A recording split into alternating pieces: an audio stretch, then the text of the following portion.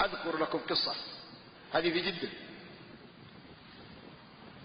زوج حصل بينه وبين زوجته خلاف بسيط وتطور إلى أن ثارت أعصاب الرجل وضربها بيده، صفقها كف على وجهها، وهذا محرم في الشرع أن تضرب المرأة في الوجه، لا يجوز، لكن مع الغضب مع الدراب. وبينما هي تبكي وإذا بالباب يطرق،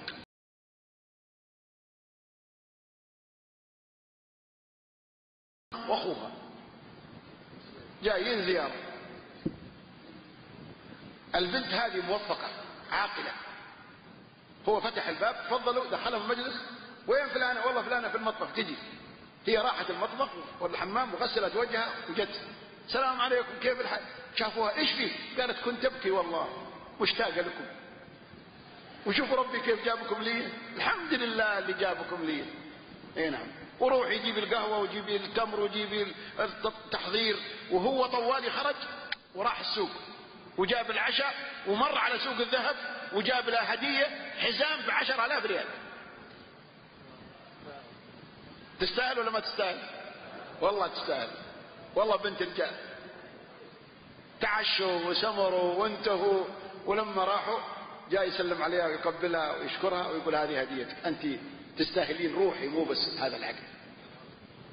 لكن لو انها حمقى وجاهلة ومن يوم سمعت ابوها واخوها دقوا الباب خرجت عليهم، يا ابويا ضربني، ايش يصير؟ يدخل عليه ابوها، بيدخل على الرجال، ليش تضرب بنتي؟ انا اعطيتك تضربها. وش بيقول الزوج؟ يقول ايش دخل فيها مرتي هذه في بيتي اضربها؟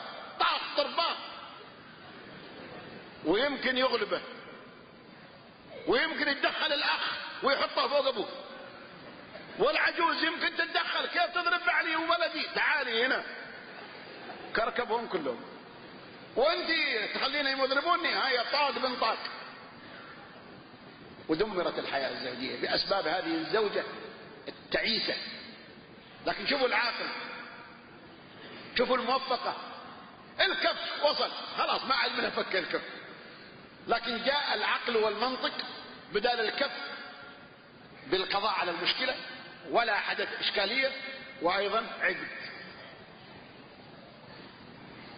أجل ضروري، وهذه رسالة نوجهها إلى كل متزوج، أن لا يطور القضية ولا يبحث لها، والبنت لا تطور ولا تعلم أحد. الله يقول في القرآن الكريم: هن لباس لكم وأنتم لباس لهن.